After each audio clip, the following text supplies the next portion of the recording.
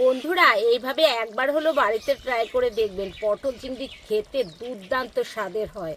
একবার হলো বাড়িতে ট্রাই করে দেখুন। হয়ে গেছে, নামিয়ে দিচ্ছি।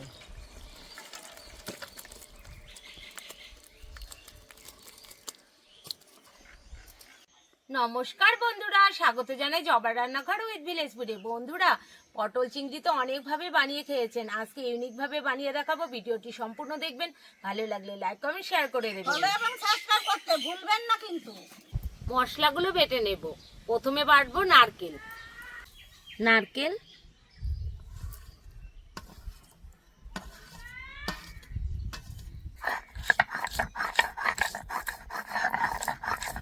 নারকেল বেটে নিয়েছি, এখন তুলে নেব। এই দেখুন, ঠিক এরকম করেই বেটে নিয়েছি। এটা কিন্তু ডাব ডাব নারকেল হয় না, সেই নারকেল। বন্ধুরা, পটলগুলো কেটে নেব।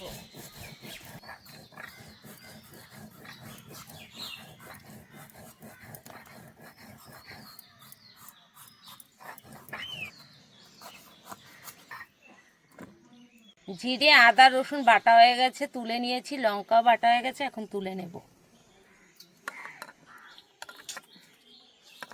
বন্ধুরা, 100 গ্রাম চিংড়ি মাছ আমি বেটে নেব।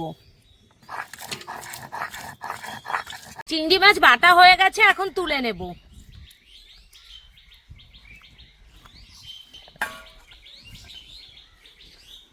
কড়াই বসিয়ে দিয়েছি, কড়াই গরমও হয়ে গেছে, দিয়ে দেব তেল। তেল গরম হয়ে গেছে, এবার দিয়ে দেব পটল।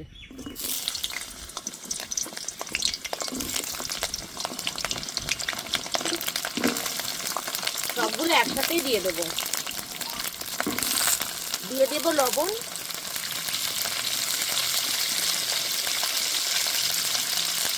পটলগুলো ভালো করে ভেজে নেব। বন্ধুরা, পটল ভাজার সময় কিন্তু আমি হলুদ দিইনি, তো 1 ফোঁটা হলুদ আমি এখানে দিয়ে দেব, বেশি না। হলুদ দিয়ে ভাজলে কিন্তু পটলের তেলটা কালো হয়ে যায়,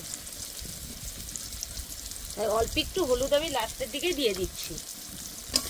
আর একটু ভেজে নেব। পটলগুলো ভালো করে ভেজে নিয়েছি, এখন তুলে নেব।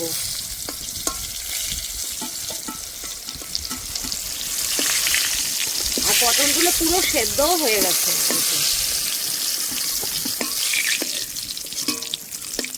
পটল ভাজা তেলে আলুগুলো ভেজে নেব। আলুগুলো একটু বড় বড় করে কেটে নেওয়া হয়েছে।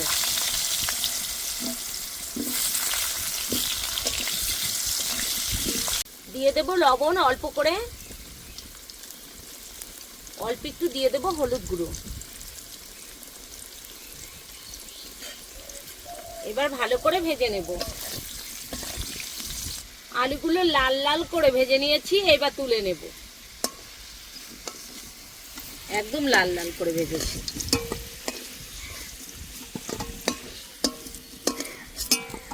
আলু ভাজা তেলে মাছগুলো দিয়ে দেব।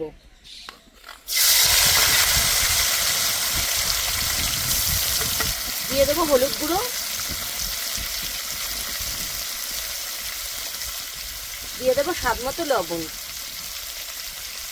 এবার মাছগুলো ভালো করে ভেজে নেব। চিংড়ি মাছগুলো ভালো করে ভেজে নিয়েছি, এখন তুলে নেব।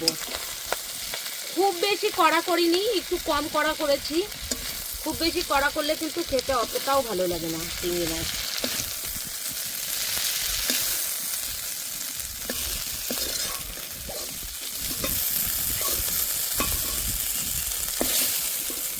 দুটো এলাচের মুখ ফাটিয়ে দিয়ে দিচ্ছি।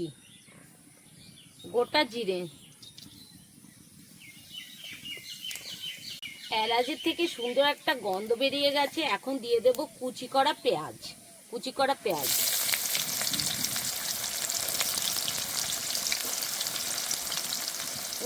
টমেটো।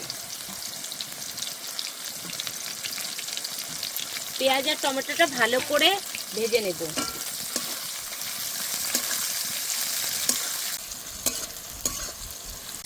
পেঁয়াজগুলো ভালো করে ভেজে নিয়েছি, দেখুন গোল্ডেন ব্রাউন কালার করে। এবার দিয়ে দেবো কিছু মশলা। আদা বাটা, রসুন বাটা। আদা রসুন দিয়ে কিছুক্ষণ নেড়ে নেব।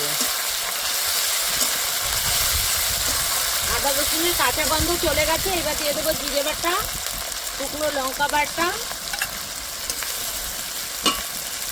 মশলা ধোয়া জলও দিয়ে দেবো।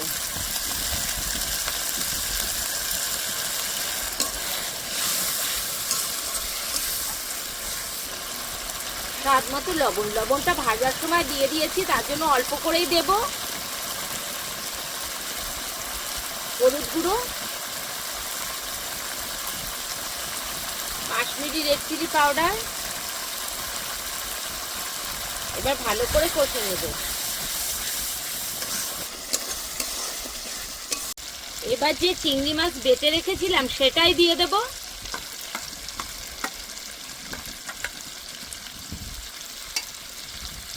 অল্প একটু জলও দিয়ে দেব ধুয়ে। আবারও কষে নেব। চিংড়ি মাছ বাটা দিয়ে ভালো করে কষে নিয়েছি। এবার এখানে দিয়ে দেবো নারকেল বাটা। এই দেখুন, এখানে নারকেল বাটা দিয়ে দিচ্ছি। নারকেল বাটাটা দিয়ে আবারও কষে নেব।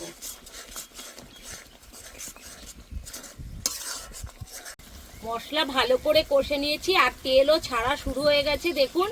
এবার দিয়ে দেবো ভেজে রাখা আলু আর পটলগুলো। ভেজে রাখা আলু পটল আবারও বেশ কিছুক্ষণ কষে নেব।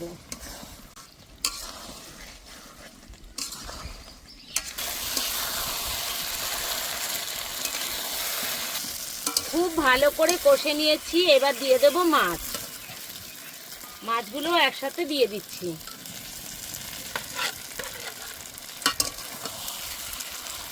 মাছটা দিয়ে আবার একটু কষে নেব। কষানোটা দেখলেই মনে হচ্ছে কত সুন্দর লাগছে দেখতেই। দেখুন, এইভাবেও কিন্তু আপনারা রুটি, লুচি, পরোটা সবার সঙ্গেই খেতে পারেন। সব কিছুই সেদ্ধ হয়ে গেছে আর কষানোটাও খুব সুন্দর হয়েছে।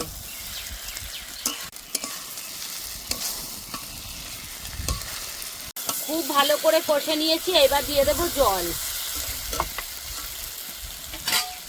জল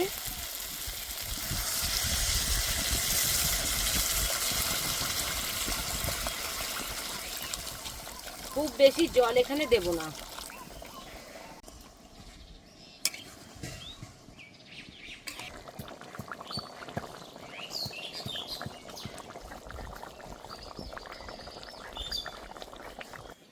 এবার দিয়ে দেব বাটা গরম মশলা।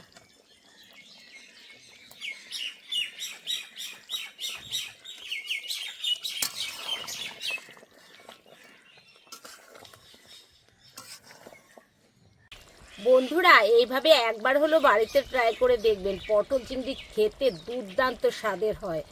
একবার হলো বাড়িতে ট্রাই করে দেখুন। হয়ে গেছে, নামিয়ে দিচ্ছি।